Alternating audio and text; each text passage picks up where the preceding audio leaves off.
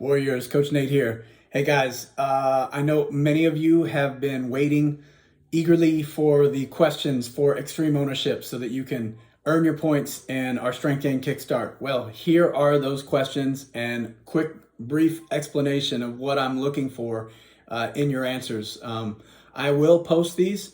I'm going to send this out in an email to all of the Strength Gain Kickstart competitors, so you'll be able to read through these, but please watch this video so you get a little bit more color behind the questions, okay?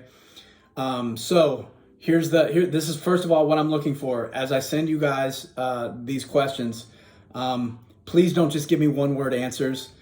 Show me that, first of all, you've actually read or listened or done both, and you've internalized this and you've given these questions some thought. So give me more than just one-word answers. Give me a couple sentences, a paragraph. Tell me how you're intending to apply some of these lessons to your life. Don't just do the bare minimum, okay? If it were to be a scenario as I'm tallying up scores and there's a tie somewhere along the road, this might be the thing that causes the tie break. So please do your best. Give me some good answers here. So the first question is very easy, and this can actually be the one-word answer.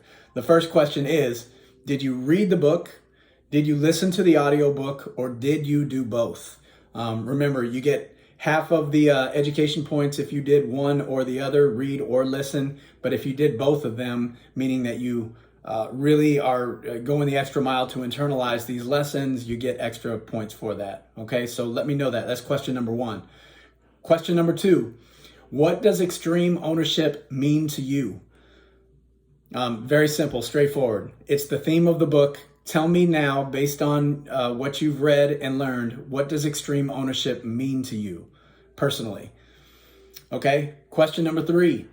In what areas of your life do you feel most challenged or internally convicted to implement extreme ownership principles, and why?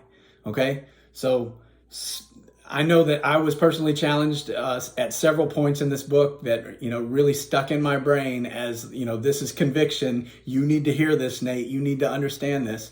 Hopefully you got a couple of those messages as you were reading through too. So I'd like to know, what were those areas for you? You don't have to give me all the dirt about your life. Just give me the basics, okay? Give me the overview, okay? Question number four. What do you think about the statement, "There are no bad teams, only bad leaders"? How does this statement challenge you? Okay, you might have an example that you lived through, either under bad leadership or under good leadership, or you've seen it play out in some organization, maybe even in your own family or at school or someplace. Share that experience. Tell me what you think about the statement and how you've seen it.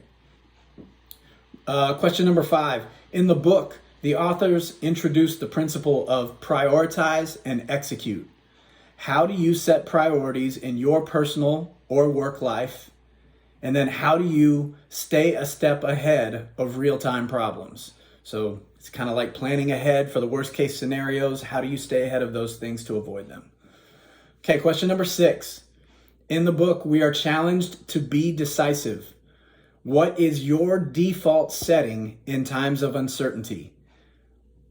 And how does this awareness of your default setting, how does having this awareness challenge you to develop as a leader? This is one of those things that really stuck out to me. I have a default setting of inaction a lot of times when I'm faced with challenge. So this is going to be one of those areas where I actually have to dig deep and kind of bare my soul as I'm talking about having the awareness of what my default setting is and how I'm going to go to war with that. Okay, last question. This is question number 7. How does the principle discipline equals freedom apply to your life? Where do you struggle the most in avoiding the easy path? And how will you win this war within? Okay, discipline equals freedom. It's the very last chapter. It's about the dichotomy of leadership. Discipline equals freedom. So where do you struggle with finding that easy path, hitting the alarm clock snooze button or whatever it may be in your life? What is that default setting? And now that you have that awareness, how are you going to war with that? Okay, I will post these questions up. You'll be able to read them. Give it some thought. Please don't just give me one-liners. Give me some actual thought behind your answers to these questions.